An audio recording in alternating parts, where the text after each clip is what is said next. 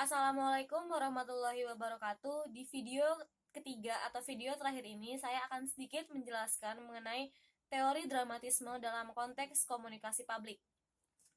Saya akan menjelaskan 4 poin, yaitu tokoh, asumsi teori, konsep-konsep penting, dan contoh kasus. Baiklah, yang pertama mengenai tokoh.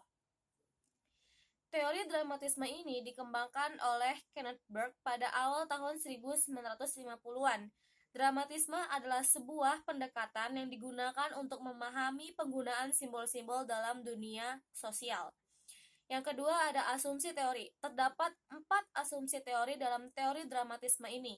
Yang pertama, manusia adalah hewan yang menggunakan simbol. Menurut Burke, sifat hewani yang ada dalam diri manusia dan simbol-simbol memberikan motivasi kepada kita untuk melakukan sesuatu, dan bahasa adalah sistem simbol yang paling penting. Yang kedua ada hidup adalah drama. Manusia memiliki peran yang sangat nyata di atas panggung kehidupan sebagai upaya mereka memberikan dampak kepada orang lain.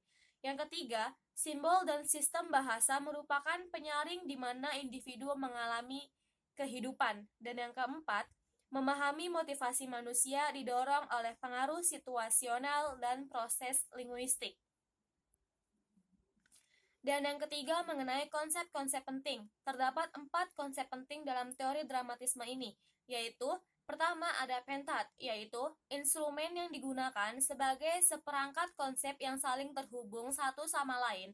Terdapat 5 elemen pentat, yaitu act merujuk pada apa yang terjadi, scene merujuk pada kapan dan di mana tindakan terjadi, agent merujuk pada orang yang melakukan tindakan, agensi merujuk pada bagaimana sebenarnya tindakan itu dilakukan, dan yang terakhir ada the purpose merujuk pada mengapa tindakan terjadi.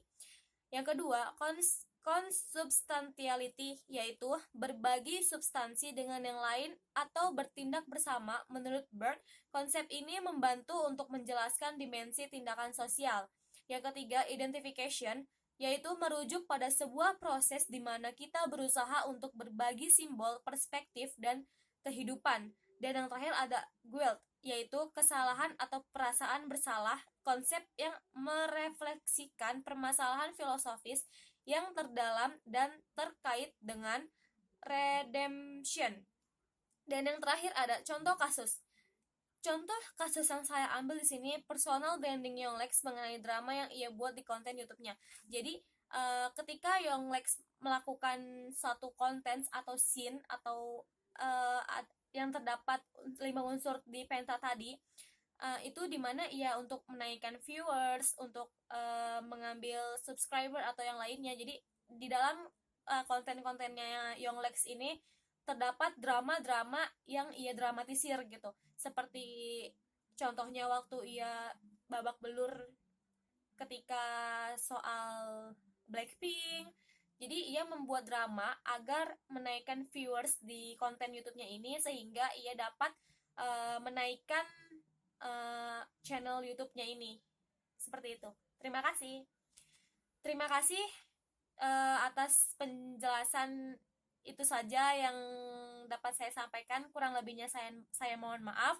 Wabillahi taufiq wal hidayah. Wassalamualaikum warahmatullahi wabarakatuh.